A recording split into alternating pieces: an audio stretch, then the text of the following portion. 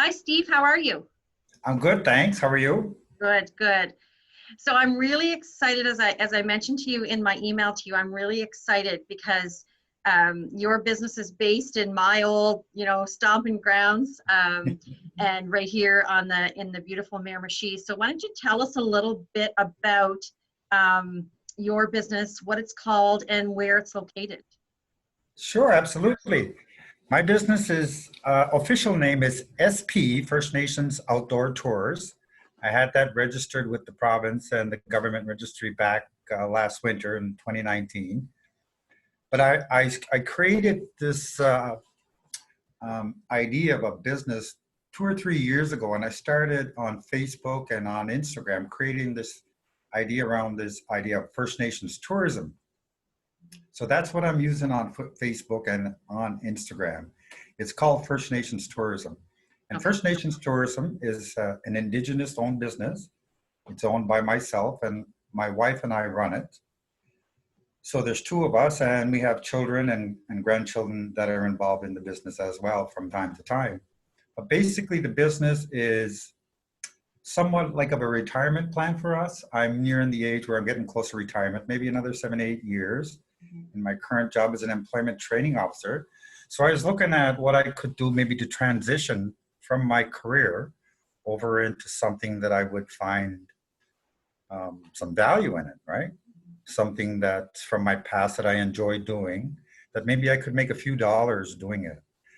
So plus the fact that I had worked for my First Nation prior as a lodge manager for Metamadagi Outdoor Adventure Lodge Mhm. back in 2003 to 2009. That came about as a result of Donald Marshall monies back from the federal government, giving us access to some dollars. So our community built this lodge, and I applied to be the manager, and I got some experience. Had 6 years experience doing that. So over my life, I've been guiding mostly fishermen, hunters throughout, plus family and friends, taking them out fishing and things like that. Most of the time, it was just complimentary. Mhm. The idea if I do something free for you, the hope was that you would go out and tell friends, and that you would send me business. A lot of my non-native friends, that's what I was doing with, but the native friends, I didn't really expect anything from them, right? Mhm. So this idea of turning a hobby into a business came about probably over a period of 25 years, actually. So the past couple of years now, I decided to start it. I found out through the internet that Indigenous Tourism Association of Canada was offering a grant up to $10,000, Wow. and I applied for it a couple of years back. So I applied for it and I was successful, not getting the 10,000, but I did get a large portion of it. And I invested in kayaks. I invested in kayaks and several teepees and a prospector style tent. The idea was that I would use that for dining events, and the teepees would be my accommodations. My intent was to get into this business with as low capital cost as possible, keeping the risk as low, plus the idea of getting equipment that has low maintenance costs. I didn't really want to get into machinery and large buildings and Mhm. hotels and things like that, because my past experience with the lodge was it's better to start small and build something that's local. So that's what I've been doing over the past 2 years now. I started last year in my community, and I got a little bit of support and some support from my First Nation. I did a couple of corporate tours. Those turn out really well. Mhm. So that's kind of like my bread and butter is the corporate tours. The community rentals I started last year, and I'm continuing those again this year. What I do is I rent kayaks and I rent canoes, but I also offer a fully guided service as well. It's a little bit more value-added package. Mhm. And one of the things I wanted to do was incorporate our culture into it. So I'm trying to include foods in everything that I do, incorporate some of the foods that I grew up eating, some of the foods that my ancestors would have eaten, berries, strawberries, blueberries, things like that, fiddleheads, Mhm. some salmon, if it's available, and maybe some moose and deer and like stews and things like that. Mhm. So I'm incorporating some of those into some of the packages that I'm doing, and I'm keeping the groups really small. I'm going for minimum, I like to do a minimum of 4 people, up to maybe 12, 14. I'll customize it, maybe 15 if I Mhm. can organize the gear and things like that, things like canoes and seats and making sure everybody has a spot. I don't want the groups too big because I really want to focus on that personal contact. Yeah. And this Because business really evolved from that, because when I look at your story on your website, you know, Mhm. your whole background, your whole life from a child has really brought you to this business, which is such a Yeah, neat story, right? And yeah, you know, exactly. you worked in with, you know, in natural resources, and then went to, Mhm.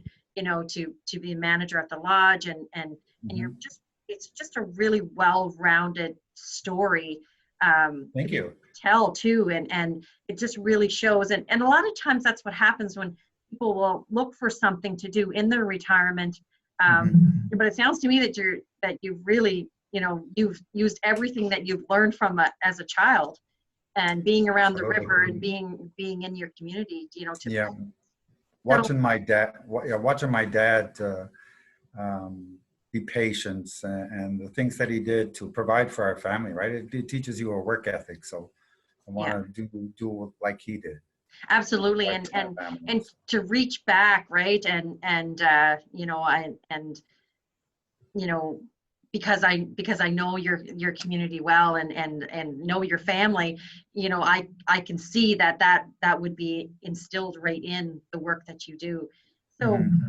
I was really excited because, you know, so often when you go, as I call it, upriver, you know, up in, you know, in your community, we just take for granted the beauty of it, and we Yes. take for granted the river because, you know, it's all Yep. around us.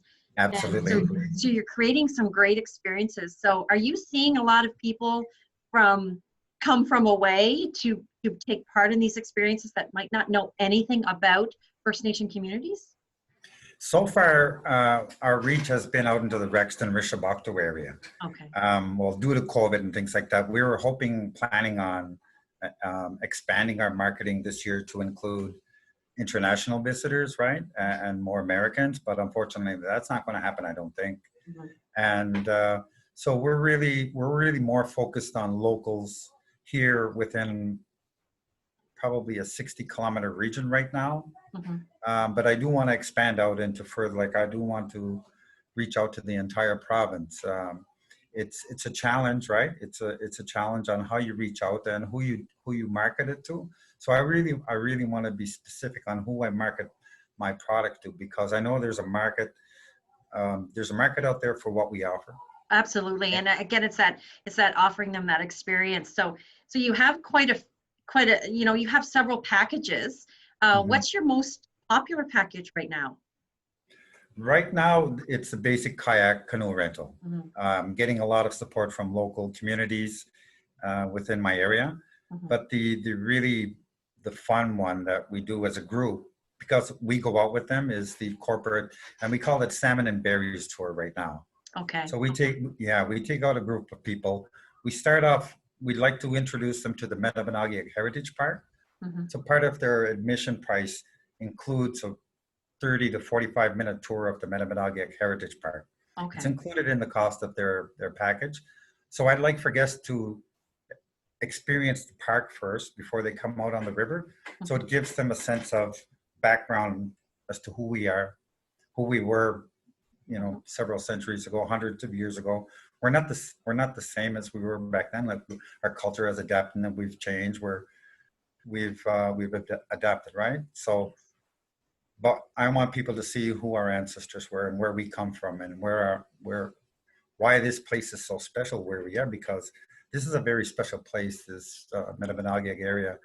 The Augustine Mound that's housed here in our area, it dates us back, several thousands of years. And if you think about when I was going to school, I thought about our history and things like that. And we were taught like Western history. And then as I left school, the digs were starting to happen here. And then we discovered that this place, Red Bank, is thousands of years old. So Mhm. I'm trying to reconcile this with like what we were taught back then, 2,000, 2,500 years ago, back to my community, and we're like 2,000, 2,500, 3,500, maybe 4,500, maybe even older. They Mhm. didn't go down far because I think they had started hitting to the water table and things like that. So community it must be a very moving, you know, I've been to the park and knowing the community, it must be a very moving experience for folks who don't really know about this history. Well, that's what we're hoping to do, is to connect with people. We're trying to do a little bit of reconciliation with all the events that are happening recently in our country, right? Absolutely.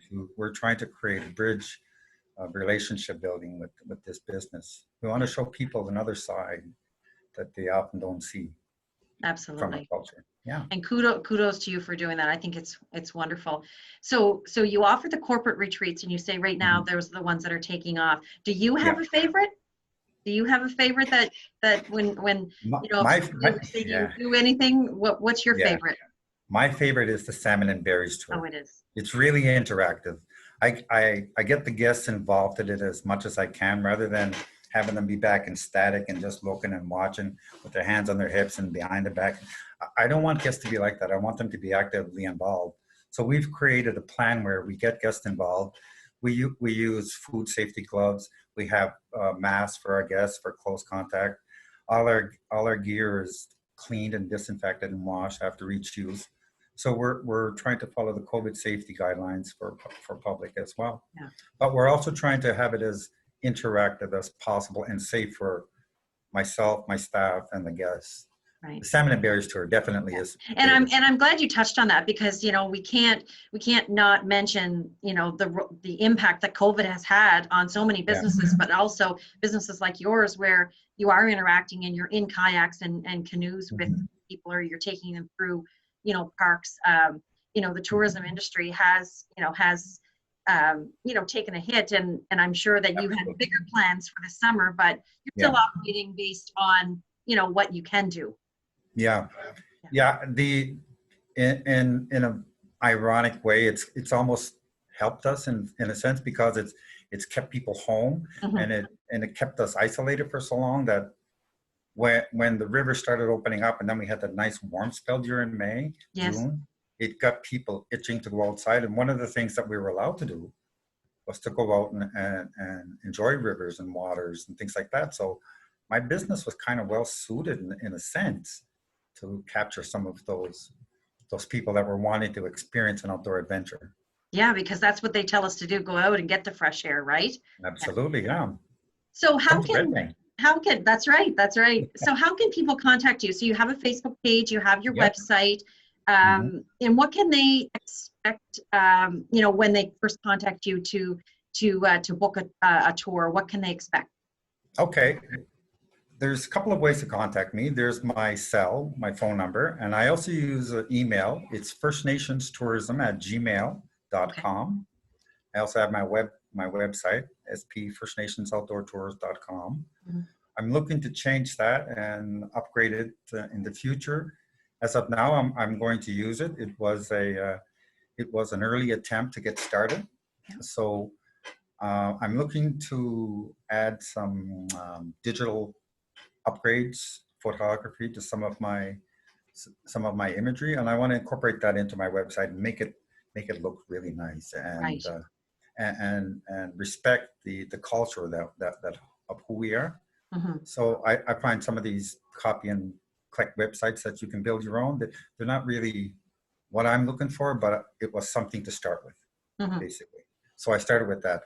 I'm going to grow it in the future and make it a little bit more indigenous style, I guess. Indigenous feel to it. Yeah. It is a beautiful website, but I'm sure as you get out there on the tours and, you know, you get taking your own photos and you have people submitting photos, I'm sure that you will be able to make some beautiful galleries. Well, Steve, I'm so happy that we were able to connect today, and I'm looking forward to it. I actually, as on my bucket list this year, to kayak. I've not kayaked, and I'm thinking that I'm gonna test it, the kayak in the river or in the waters that I knew that I grew up on. So I will definitely be reaching out. And but thank you so much for chatting with us today, and I wish you the best of luck. Thank you very much. Thanks for reaching out.